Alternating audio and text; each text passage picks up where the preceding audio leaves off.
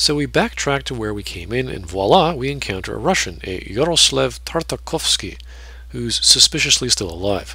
In case we needed more Rachni exposition, turns out the researchers found an egg in a 1,000-year-old Rachni ship in cryostasis. That means the Rachni are quite intelligent, being able to achieve spaceflight, let alone cryogenics. And all this knowledge gets passed down to each daughter.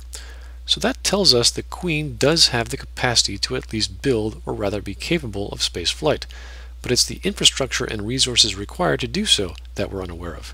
So in order to control the babies, Binary Helix decided to separate the Queen from her offspring. However, as any good Russian scientist tells us, that was a bad idea. So Yaroslav gets surprise plot killed, finally, and we decide to enable the neutron purge to kill them all. And again, we have a roundtable discussion about it. We still don't know exactly what Saren is up to or where to go after traveling through the Mu relay. If Liara isn't aboard, Garrus will comment about Liara being a Prothean expert. Tali will comment on how Benezia helped us, and that we should at least go and find her. This gets Ashley pissed off because she believes Tali is overstepping her boundaries. If Liara is aboard, she'll say almost the exact line that Kaden mentioned, and Ashley instead will get pissed off at her. Okay. Either way, there's no further discussion about Benezia, Saren or the Geth, or Liara's reaction to what was going on, and we get a calm channel to the Council. The Council are naturally surprised about the Rachni being alive. The Turian Councilor will get angry at Shepard regardless of killing or freeing the Rachni Queen. And that's all. Now we know the Council doesn't get involved in specifics of Spectre activities, but they don't even comment on the presence of the Geth, what Saren was up to with the Rachni, the information that Benezia gave us, or the fact we killed her. The mission was to discover what was going on in Noveria due to the Geth being reported there, and we found out Saren was on the board of directors of Binary Helix to raise a Rachni army. So why aren't we investigating the board of directors of Binary Helix? There's also that flagship Sovereign. We just took out Saren's most trusted known accomplice, and she spilled the beans about some kind of brainwashing plot with this ship and potential military action by a corporation. Benezia's confession explains how such a powerful person, a matriarch, could be controlled by a simple Turian. This clue directly connects with the ship on Eden Prime. Benezia was sent to Noveria to find the location of the Mu relay. We don't exactly know why or where to go from there, but chances are it's up to find the conduit. So it seems rather odd the Council wouldn't have you pursue the Binary Helix Corporation and instead just wait for your next report from their previous leads. Usually in stories, a character that follows a lead finds another lead and pursues that. Although we still have one more lead to follow, it's somewhat odd the board of directors of Binary Helix aren't at least investigated by the Council in some offhand way. As we're about to head off, oddly enough, the Council chimes in saying they've got another lead on Saren. This time one of their many infiltration teams can't communicate, and they want Shepard to check it out on Vermeer. This team was specifically looking for Saren, which sounds good, considering the Council are the rulers of everything, and we were also looking for Saren. Oh, thanks. Instead, we check out Feros, and we meet a nice guy who wants us to meet the leader of a— holy crap, what the hell? We're immediately insulted by Geth. I think the Geth sighting report just came true. We fight off some more Geth, walk through that's left of the colony, and meet up with the leader, Phi Dan. Now, Phi Dan is— watch out! Jeez, how the hell are these people still alive? They're surrounded in Geth, so we fight more in the tower and meet up with Phi Dan again. Phi Dan tells us that the Geth are holed up in the Exogeny headquarters, so off we go. Now, why aren't there different types of Makos? Are there keys or some kind of engine starter or security? We see a whole bunch throughout the story, but only drive one. Maybe Shepard only has their Mako 1 license. It's odd that every place you visit, including your ship, has the same type. So as we're driving past this long highway, we get a public transmission about a woman looking for her daughter.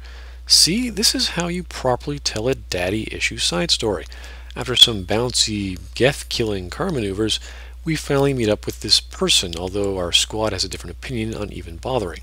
Forget them. We need to deal with the Geth. Turns out they're Exogeny employees seeking refuge, and their representative is still looking out for company interests, despite the entire area being a war zone, and from the rep's tone implies he's hiding something. Juliana is the mother and has that gut feeling her daughter is still alive. So we keep going in our borrowed Mako, do some mad stunts, get out on foot, and finally reach the Exogeny building. I think. We have a barrier to overcome, a one-way drop, and then we meet Lisbeth. Interestingly enough, we can ask her who she is, but the HUD and our subtitles already know. And in this playthrough, she didn't even tell us her name. She looks remarkably healthy and clean, too. Must be that healthy biotic field glow. She tells us about an organism called a Thorian, that the Geth ship is powering the barrier, their power cables are all over the place, and gives us her ID to get past any security. So far, the pacing of the plot is happening relatively quickly and understandably. So we kill some wild dogs and encounter a Krogan trying to access some restricted data. He turns into green goo, and we get more exposition on the Thorian. Turns out Exo Jenny, like Binary Helix, was doing some rather questionable experiments on the colonists of Zoo's Hope.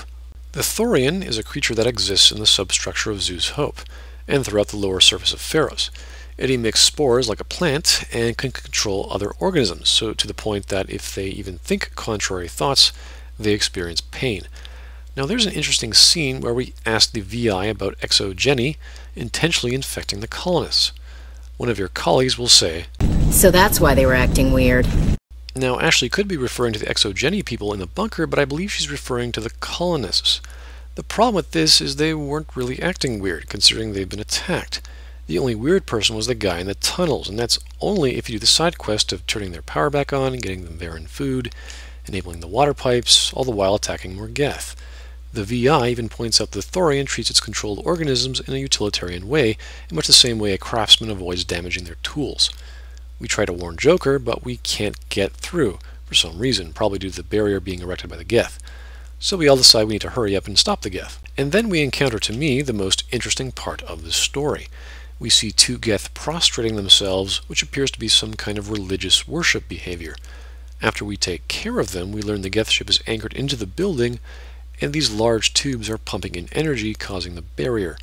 Though it seems like a simple enough thing to destroy the tubes, apparently the squad is speculating on dislodging the entire ship somehow instead. There's also a glowing orb the two Geth appear to be worshipping.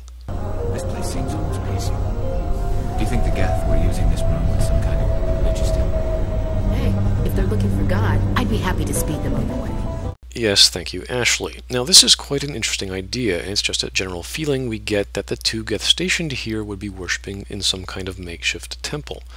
It looks like some kind of structure protecting the orb, but we don't know what it's for, what significance the orb has, or why they'd set up such a structure. It also baffles me as to how a machine race, let alone why, would have some kind of a religious or spiritual side to them, aside from the desire to kill all organic life. So we kill more Geth, Krogans, more Geth, and we can hack some terminals to read about some more of what Exo Jenny was up to. There's also some Geth terminals to hack as well, which makes sense since they already set up shop by constructing a temple. The question becomes, why do Geth need remotely placed external computers? What are they trying to do? We discovered the Geth ship latched itself onto the shuttle bay, but we have manual control over the pressure gauge of the doors to close, which I thought was a neat, well-explained little puzzle. This breaks the arm from the ship, and it becomes crashing down. Wait a second. How high up are we? I don't remember taking an elevator at all. Unless this console remotely controls the shuttle bay doors several dozen floors up. Based on the stairs we took, I'm sure we're at most 4 stories off the ground. The barrier comes down, we can talk to Joker again, and we backtrack and find Elizabeth at the doorway. She explains the entrance to the Thorian was covered up by the freighter at Zoo's Hope, but we still don't know why the Geth are there. She speculates that the Thorian is interesting because it has mind control abilities. Do you mean indoctrination? Now, if we went through Noveria before, we learned that Saren's ship, Sovereign, has the ability to get into a person's mind and slowly change it, eventually making the host a willing servant. Binary Helix was also trying to control an army of Rachni. So although we don't exactly know what the Geth were after, the theme of mind control, or at least control, is prevalent. Through Joker, it seems like the Geth are coming after us, somehow. Maybe there's another ship in orbit. I'm quite sure the one that was attached to the tower is gone, so we take Elizabeth with us in the Mako and go through some more Geth bouncy car death maneuvers, and eventually get back to the bunkered Exo Jenny employees. Now we can just bypass this subplot, but if we investigate, turns out since we destroyed the Geth ship, communications are back up. Exo Jenny has decided to destroy the evidence of the Thorian, though it's not exactly clear how that will be accomplished. John is one of the most emotional characters out in the entire game, and his bias towards company loyalty, even in the face of death, is a very compelling sell. The speculation on killing the Thorian may cure or release the hostages from their mind control. The problem is they're still being controlled, and there's a good bet they'll attack you since your target is the Thorian. So Lisbeth and her mother give you a weapon mod for our grenades that releases a knockout gas, so we don't have to kill anyone, if we so choose, of course.